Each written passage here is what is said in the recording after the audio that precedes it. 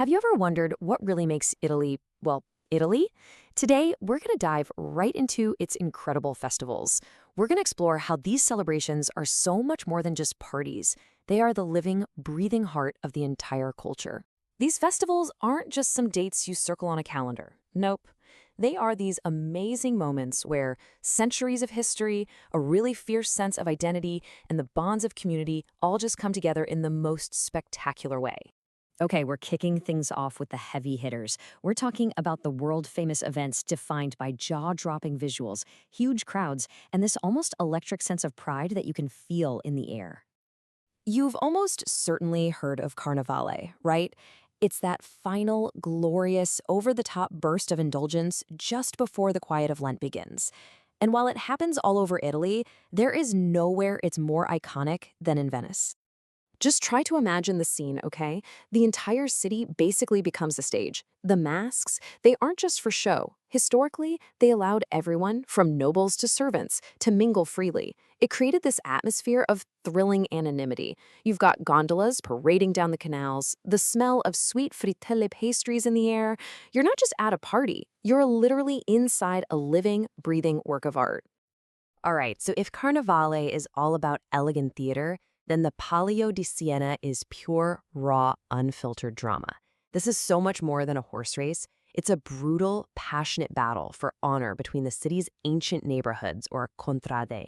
I mean, these rivalries go back centuries, and for the people of Siena, this race is absolutely everything. Get this, a full year of planning, of strategy, of all these simmering neighborhood rivalries. It all comes down to this one chaotic bareback horse race that's over and done in less than 2 minutes. The explosion of pure joy for the winner and the absolute despair for the losers is one of the most intense things you could ever see. So there you have it. You've got the masked theatrical indulgence of Venice on one hand and the raw competitive pride of Siena on the other. These two massive spectacles give us two completely different, yet totally authentic, windows right into the Italian soul. But you know, Italian tradition isn't just about these huge public displays. Some of its most cherished moments are actually way more intimate, woven into the very fabric of faith, old stories, and family life.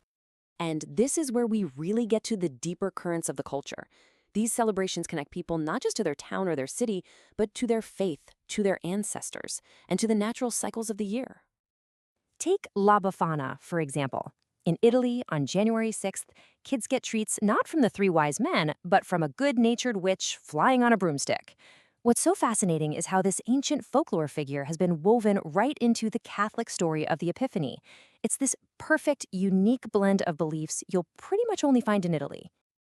Then you have Ferragosto, right in the heart of summer. Now, on the surface, it's a huge national holiday for beach parties and big family feasts. But its roots actually go way back to ancient Roman harvest festivals, which are now timed perfectly with the major Catholic feast of the Assumption of Mary. It's both a really sacred day and the unofficial peak of summer vacation. And this connection to faith gets even more personal when you zoom in on the local level. I mean, nearly every single town and village in Italy has its own festivals celebrating its patron saint. These aren't really for tourists. They're deeply personal community events with processions, music, and of course, incredible local food. Speaking of food, that brings us to our next theme because, let's be honest, in Italy, some of the most powerful celebrations of community happen around the dinner table. And often, it's a very, very long one. Okay, these are the Sagra festivals, and they are the true heart and soul of local culinary pride. This is not about fine dining. A Sagra is a humble, joyous festival celebrating one single perfect local ingredient, whether that's truffles, chestnuts, a special kind of pasta, or even wild boar. You know, the beauty of a sagra is just how simple it is. You just wander into a small town, find a seat at a long communal table with people who won't be strangers for long, and you eat incredible home-style food cooked with so much local pride. It's community at its most simple and, well, delicious. And you can see, while the food is obviously the main event, just look at how important community is. A sagra isn't just about eating. It's the whole package of great food, some local wine, music, and sharing tables that creates that truly special, unforgettable vibe. So, after exploring these grand spectacles, sacred holidays, and humble food festivals, we come all the way back to our main question. In such a fast-paced, modern world, why do these traditions continue to thrive? Well, ultimately, these festivals endure because they are not museum pieces. They are living, breathing history. From a grand Venetian ball to a humble village feast, every single celebration is a powerful bridge to the past. They connect modern Italy to all the generations that came before, reinforcing a shared identity in a way that nothing else really can.